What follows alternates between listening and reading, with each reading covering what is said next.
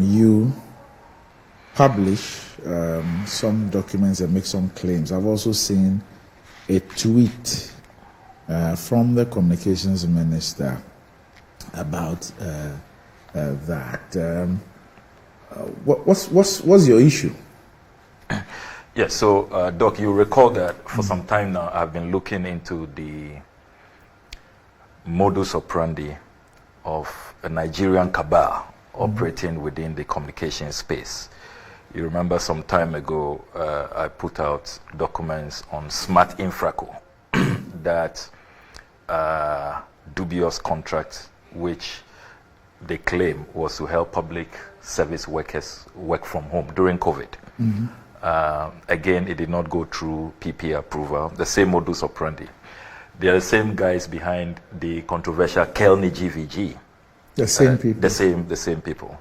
And what they do, the way the guy operates, you won't find his name on any of the articles of incorporation, but he's the beneficial owner, and he's now operating like an octopus in the communication space. Has set up so many companies. So Kelny GVG is one, Smart Infraco is another, and I'll come to the latest one. But interestingly, many people may not have paid attention, but in the COVID-19 Auditor General's report, the special audit on COVID-19, Smart Infraco and the Finance Ministry came up for mention. They were indicted at page 20. If you look at paragraph 62, failure to withhold tax on payment to Smart Infraco Limited. Section 116 of the Income Tax Act, 2015, Act 896, states that a resident person other than an individual shall withhold tax on gross amount of the payment at the rate specified in the first schedule when the person makes a payment to another resident person who does not fall within subsection 1 of section 114 for the supply of use of goods, the supply of any works, or the supply of services in respect of a contract between the payee and the resident person. We noted that on 6 May 2020, management of the Ministry of Finance paid Smart Infraco Limited 23,388,750 for the provision of smart workplace platforms for MDAs to facilitate virtual workspace.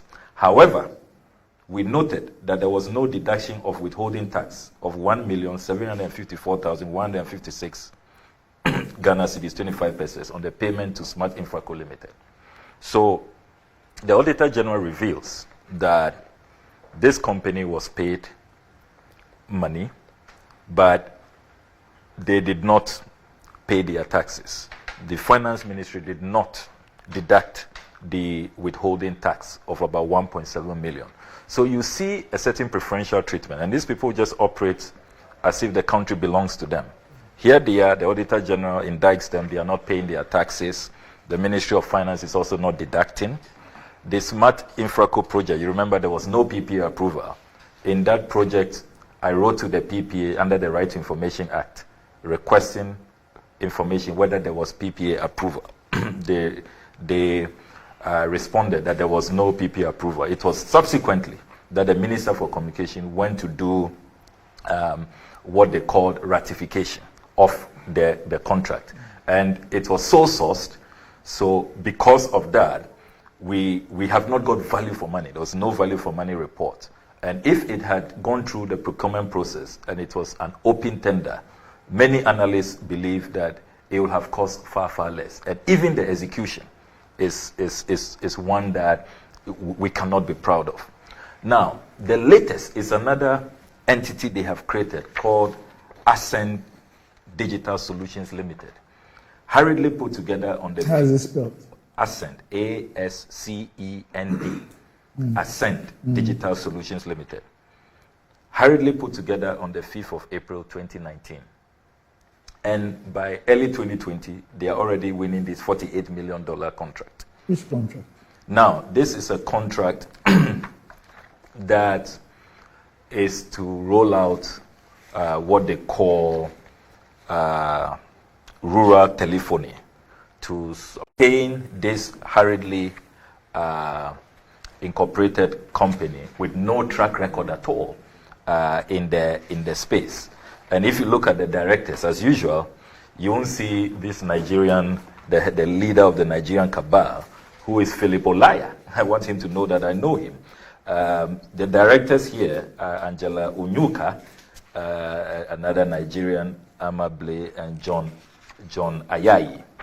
Look, people must know that if you come and execute public projects where public funds are at stake, we will demand accountability.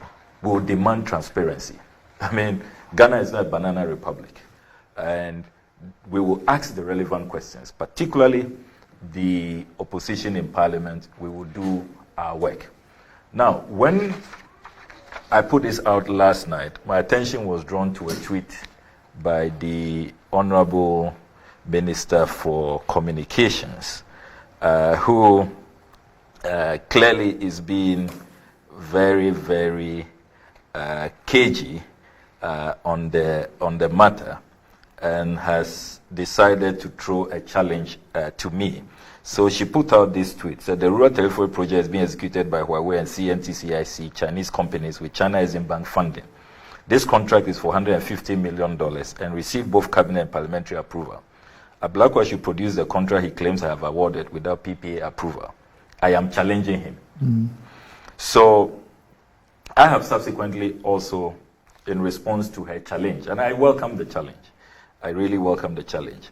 I have tons of documents, but you know, my approach is to serialize and to bait and see what because you see, we don't have a culture of transparency amongst a lot of these government functionaries. So we will see how they respond initially, and then we will put out all of what we have, you know, eventually.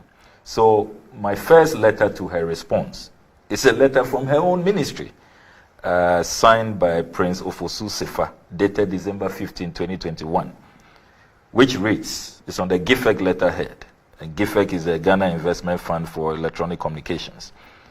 Proof of existing contract between Ghana Investment Fund for Electronic Communications, GIFEC, and Ascent Digital Solutions Limited. I, Prince Ofosu Sefa, Administrator, confirm that Ascent Digital Solutions is currently executing on behalf of Ghana Investment Fund for Electronic Communications, GIFEC, a contract for engineering, design, build, rollout, and managed services, operating all aspects of mobile and backhaul network infrastructure related to a flagship rural telephony project involving cell sites in the 2016 communities. Ascent Digital Solutions Limited has been delivering these services to us since February 2020. And the duration of the build and rollout contract is until August 2023. That's next month. While the managed services contract is renewable after the initial 2 years. I witness whereof this certificate issued to serve and assert that of right. Yours truly is signed Prince Ofosu Sefa, Acting Administrator. So I want to just drop this for now to let the Honorable Minister for Communications know that we know what we are talking about. And really, what is going on in that space with this Philip Olaya guy? You know that I've been very consistent. There was another Nigerian who did the Frontiers airport testing extortion scheme, inflationary pricing, no transparency. Parliament, on many occasions, demanding the contract, demanding the terms, demanding the beneficial owners, why the company was registered in tax havens. No answers. I recall the former minority leader filed numerous questions, the Honorable Haruna Idrisu, in pursuit of this matter. No, they were simply not forthcoming.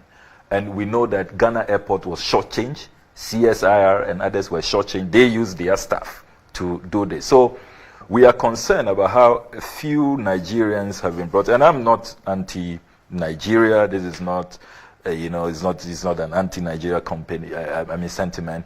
Look, if you come in as a foreign entity and you operate above board, you are transparent. I do not understand why real beneficial owners don't want to show up. They don't want to be transparent and open. Why are they hiding? What are they hiding from the Ghanaian people? And why don't they want to follow our due process? Why is there no PPA approval for these contracts that they are winning?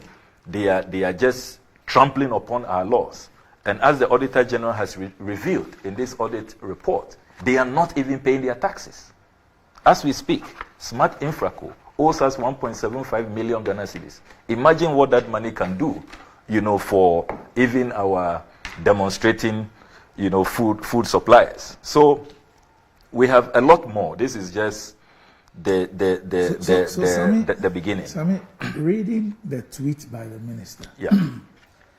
The rural telephony project is being executed by Huawei and CNTIC. Chinese companies with China Exim Bank funding. This contract is for $150 million. And received. I think there's a mistake there. It's $155 million. 155, not 115. Yes. Okay, and received both cabinet and parliamentary approval. Ablakwa should produce the contract he claims have awarded without PP approval. I'm challenging him. When I read this, the impression I get is that whatever you claim that this company has, perhaps was subcontracted to them by Huawei and CNTIC. And therefore, really, there's no basis for the issues that you raise. We have all the documents. There are rules. There are procurement laws for subcontracting. Well, that's quite interesting, Ablakwa. All of that has not been followed. There are rules. There are licenses that you must meet. When Parliament and Cabinet has approved a particular arrangement, and you go and alter it without parliamentary approval, there are questions as well. So this is just the beginning. There are many things that are going to unfold.